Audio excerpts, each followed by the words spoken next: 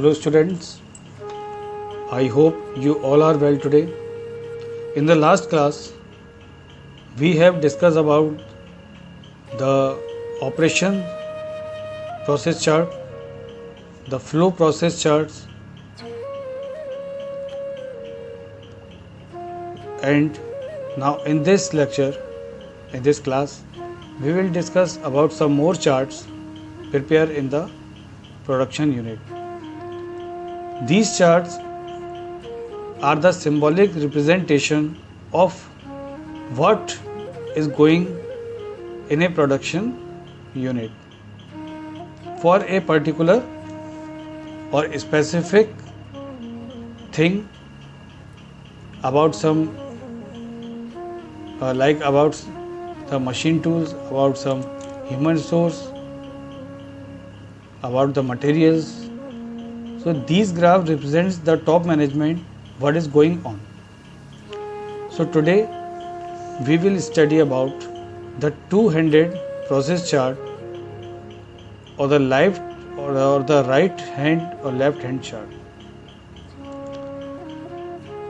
इस चीज़ को भी देखा जाता है, नोट किया जाता है प्रोडक्टिविटी के कॉन्टेक्स्ट में कि जो दो हाथ हैं ऑपरेटर के, उनकी पोजीशन क्या है, कितने समय तक ये वर्किंग में रहे, क्या वर्क किया, कैसे किसी वर्क को किया, कितने समय तक ये आइडल रहे, क्या रीज़न था आइडल रहने का। ये सब कुछ प्रोडक्टिविटी के लिए अकाउंटेबल होते हैं और इनकी अकाउंटेबिलिटी को मेज़र किया जाता है, एनालाइज किया जाता है ताकि इम्प्रूवमेंट किया जाए ज़रूरत पड़ने पर। ठीक है। So, two-handed process chart is a process to record the activities of the two hands of a operator. The motion of the right hand and the left hand are recorded in the separate charts.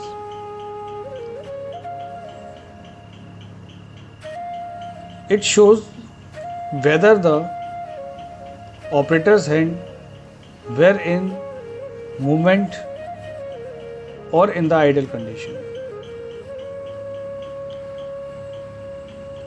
Okay, it is not very difficult to understand, but these are very important. Whenever we plot the two-handed process chart, we will record the fact as the operation.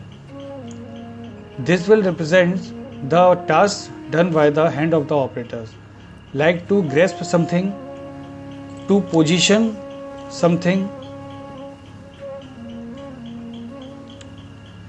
to use and release of something, some tool or material, etc.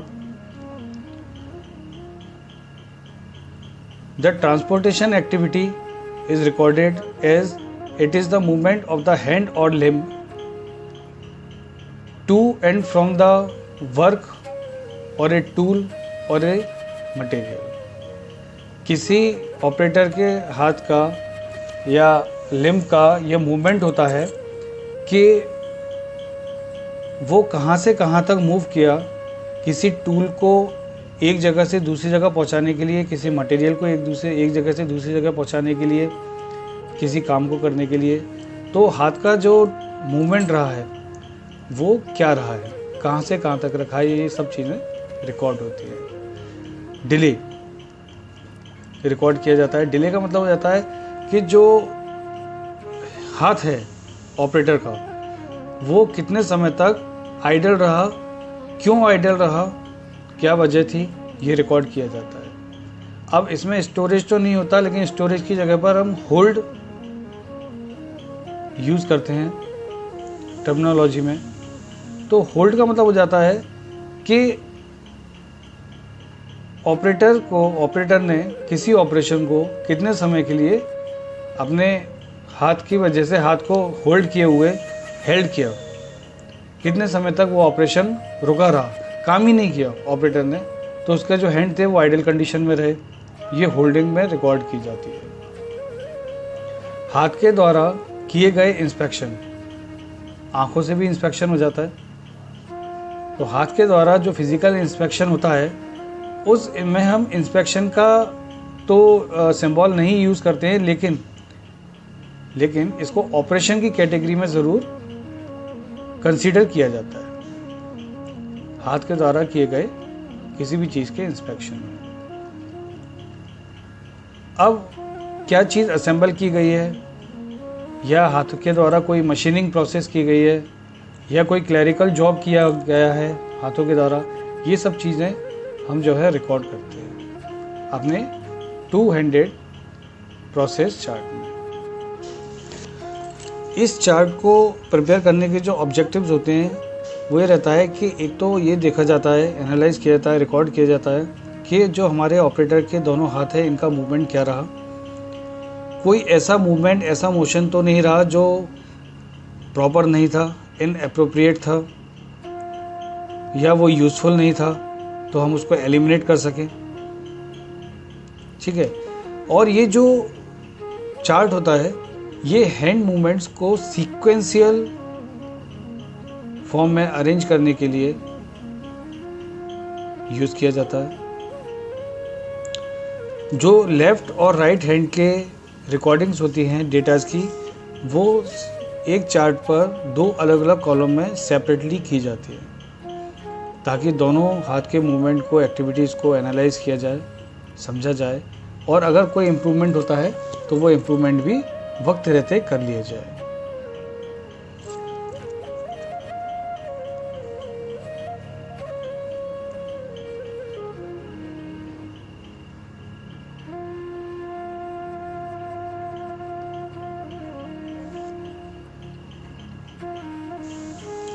तो ये आपके सामने जो slide है अभी, ये इसके अंदर आप एक एग्जांपल देख सकते हैं 2 हैंडेड प्रोसेस चार्ट का। इसके अंदर बताया गया है कि कौन ऑपरेटर है, क्या ऑपरेशन करने वो जा रहा है, उसमें कितना टाइम लगा, लेफ़्ट हैंड के मूवमेंट्स क्या रहे, राइट हैंड की एक्टिविटीज़ क्या रहीं। तो सिंबल फॉर्म में, वैल्यूज़ फॉर्म में इस चार्ट के अंदर वो सारी चीज़ें रिकॉर्ड की गई हैं, आप देख सकते हैं।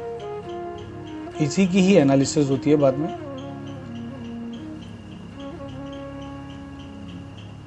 इसी तरीके से ये भी एक चार्ट है आप लोगों के सामने, इसको भी आप स्टडी कर सकते हैं। इसके अंदर आपको मूवमेंट्स बताए गए हैं लेफ़्ट हैंड और राइट हैंड के, वही क्या, कौन ऑपरेटर है, क्या ऑपरेशन करने जा रहा है, इन सब चीज़ों का डिटेल्स में दिया गया है। पॉज करके आप उसको देख सकते हैं। नेक्स्ट जो हमारा आता है वो आता है path of the movement diagram. तो पाथ ऑफ मूवमेंट क्या होता है कि मूवमेंट किस चीज़ का होता है। ऑपरेटर का मूवमेंट हो सकता है, मटेरियल का मूवमेंट हो सकता है, टूल का मूवमेंट हो सकता है। तो इन सब के जो मूवमेंट्स हैं, ये जो मूवमेंट्स हैं, इन मूवमेंट्स की रिकॉर्डिंग की जाती है, इनकी एनालिसिस की जाती है। ठीक है। तो अब अगर आप देखेंगे तो ये क्या करता है कि जो पाथ ऑफ मूवमेंट डायग्राम है ये हमको बताता है कि हमारे जो ऑपरेटर है या जो भी चीज़ का मूवमेंट हो रहा है, जो भी रिसोर्स हमारा मूव कर रहा है एक जगह से दूसरी जगह, वो किस पाथ को फॉलो कर रहा है, उस पाथ पर ट्रैफिक पोजीशन क्या है प्लांट के अंदर। ठीक है। और कितनी बार बैक ट्रैकिंग या कितनी बार ऑब्स्टिकल्स उस मूवमेंट में आए, रिसोर्सेज के मूवमेंट में आए, और क्या और किसी तरीके का मूवमेंट लेआउट अवेलेबल हो सकता है क्या, अगर हो सकता है तो वो क्या क्या हो सकते हैं, कहाँ से मूव करा सकते हैं कि शॉर्टेस्ट पाथ हमको मिल जाए और कम से कम टाइम हमको मूव करने में लगे। ये हमको पाथ मूवमेंट डायग्राम से पता चलता है। अब ये पाथ ऑफ मूवमेंट डायग्राम बनता कैसे है कि इसके अंदर हम क्या करते हैं कि जो हमारा वर्क प्लेस है इसको कम्प्लीटली हम लोग ड्रॉ कर लेते हैं, और ड्रॉ करने के बाद में फिर हम जो भी मशीन टूल्स हमारे जिस तरीके से भी सेट किए हुए हैं प्रोडक्शन यूनिट में, वो हम लोग उसी तरीके से जो है अपने ड्राइंग पर बनाते हैं। फिर हम जो ऑपरेटर पाथ फॉलो कर रहा है मूवमेंट के दौरान, हम उस पाथ को लाइंस के द्वारा जोड़ते हैं, और वो जहाँ जहाँ गया, जहाँ जहाँ रुका, वहाँ पर हम लोग पॉइंट्स मार्क कर देते हैं कि फर्स्ट पोजीशन यहाँ से चला तो 2 पोजीशन पर वह यहाँ पहुँचा, फिर 3 पोजीशन पर यहाँ पहुँचा, इसमें कितना टाइम लगा, कितना डिस्टेंस ट्रेवल हुआ, ये सब हम लोग लाइन कनेक्ट करके पता करते हैं, ठीक है।